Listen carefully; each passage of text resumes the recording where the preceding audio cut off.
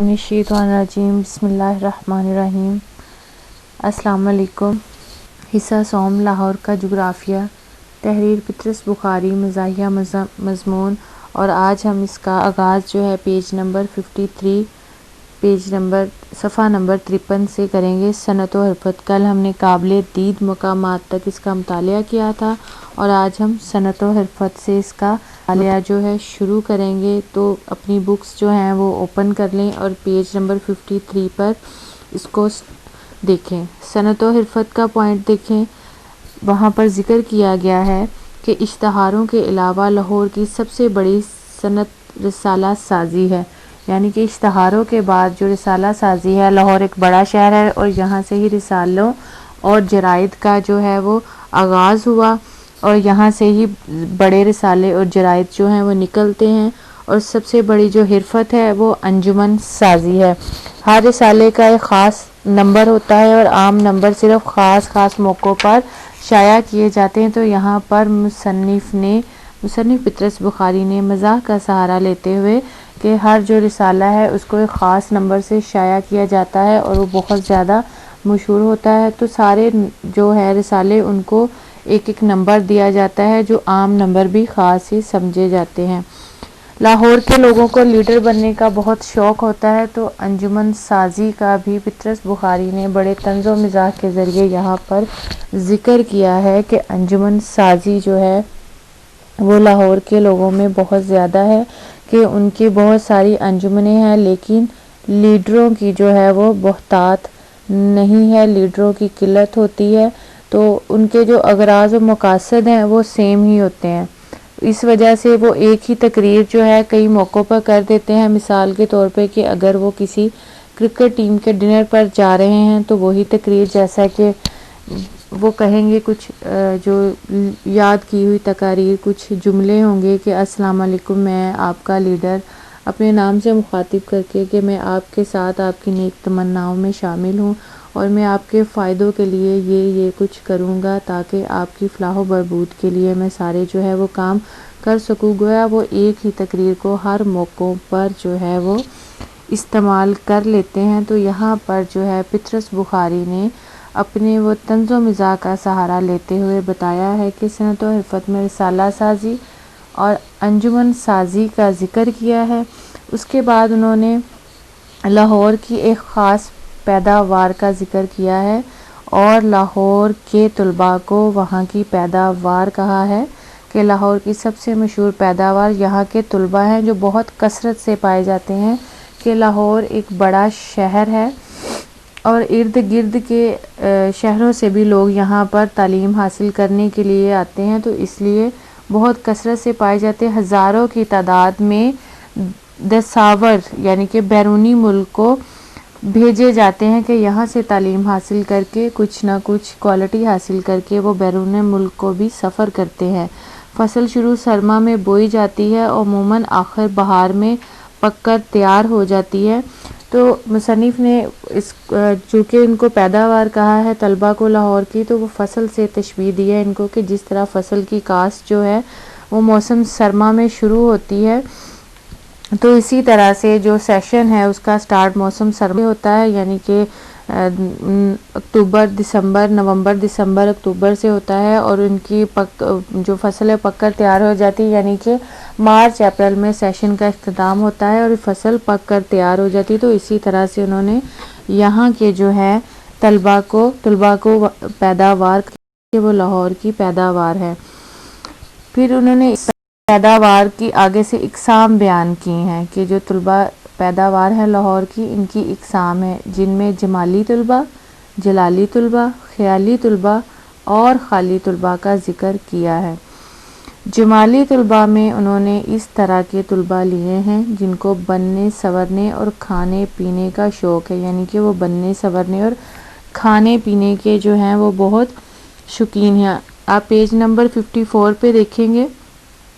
किस्म अव्वल जमाली कहलाती है। तलबा जो हैं आमतौर पर पहले दर्जियों के यहाँ तैयार होते हैं, बादज़ा धोबी और फिर नाई के पास भेजे जाते हैं और इस अमल के बाद किसी रेस्तरां में इनकी नुमाइश की जाती है कि वो बनने संवरने के बहुत शौकीन होते हैं कि सारा दिन वो बने संवरे کہ ہم بنے سویرے رہیں، اور شام کو کیا ہے کہ ہم کھانے پینے کے شوقین کہ وہ ریسٹورنٹ میں جاتے ہیں. پہلے کیا ہے درزی یعنی کہ اپنے لباس کا خیال کرتے ہیں، دھوبی نائی اور اپنی خوبصورتی اور کاٹ چھانٹ کر اس کے بعد پھر کسی ریسٹورانٹ میں کھانے کے لیے وہ راغب ہوتے ہیں.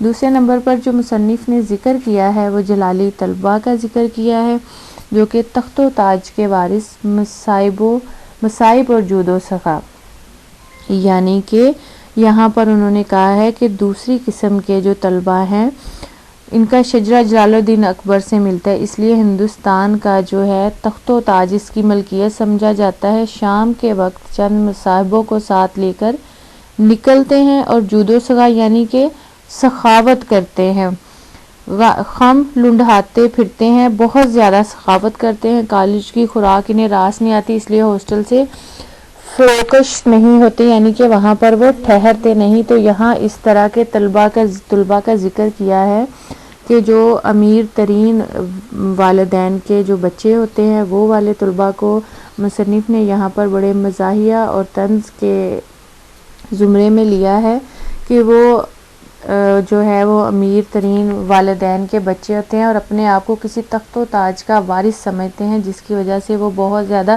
سخاوت کرتے ہیں، یعنی کہ اپنے دوستوں پر بہت لٹاتے ہیں.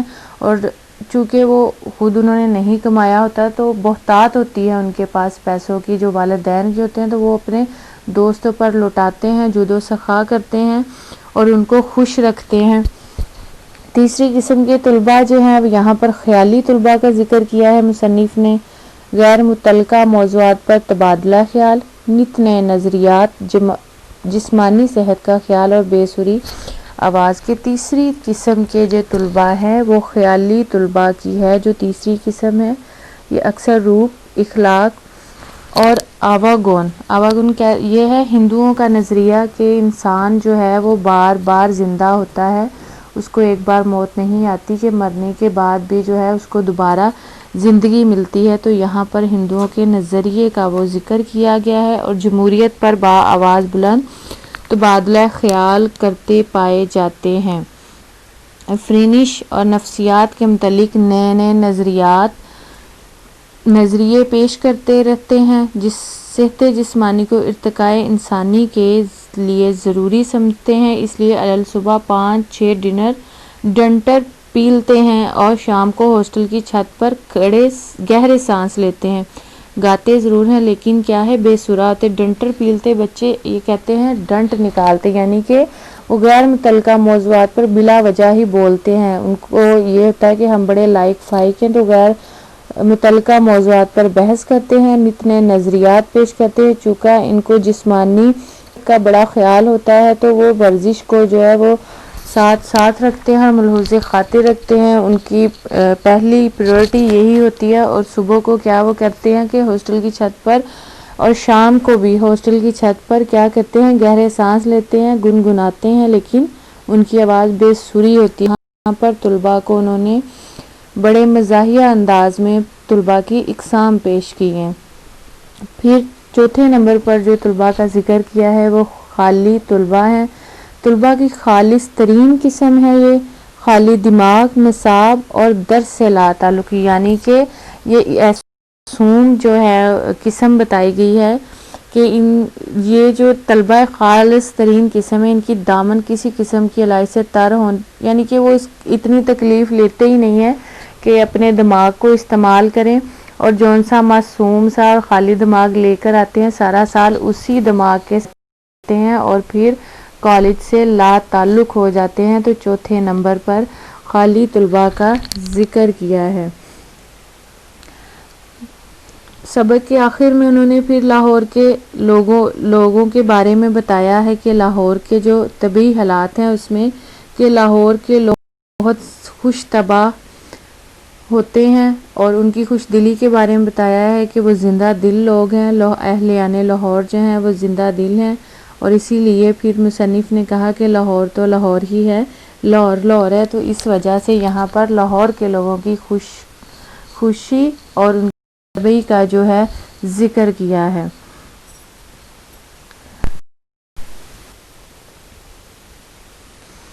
یہ کچھ اسباق کے اس سبق کے حوالے سے توضیحات میں جس میں پطرس کا ذکر کیا گیا کہ ان کو پطرس کیوں کہا جاتا تھا اور اس کے کیا معنی ہے اور کس طرح سے ہے. پھر پنجاب کا ذکر ہے، طول بلد کا، عرض بلد کا، مقام انقاطع، راوی ضعیف کا، وسطی ایشیا، یوپی، اہل سیف، غزنوی، غوری، اہل زمان، ہومرول اور نظام سکہ کا ذکر کیا گیا ہے.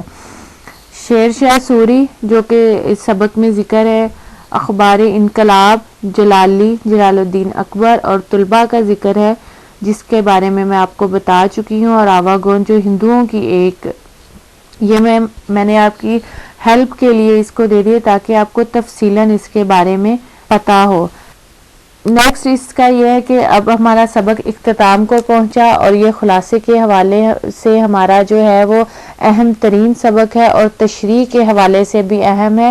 اور خلاصہ آپ کو پتہ ہے کہ ہم پورے سبق کا جو مطالعہ، جو اس میں بات ہو رہی ہو، جو اس میں اہم نکات ہو، اس کو سادہ اور آسان الفاظ میں مختصر ترین طور پر کہ اس میں پورے سبق کو سمیٹ کر ایک احاطے میں قید کر دیا جائے تو اس کو خلاصہ کہا جاتا ہے. اللہ حافظ. دعا میں یاد رکھیے گا اور امید کرتی ہوں آپ کو سبق کی بڑے اچھے سے سمجھ آ گئی ہوگی. اللہ حافظ.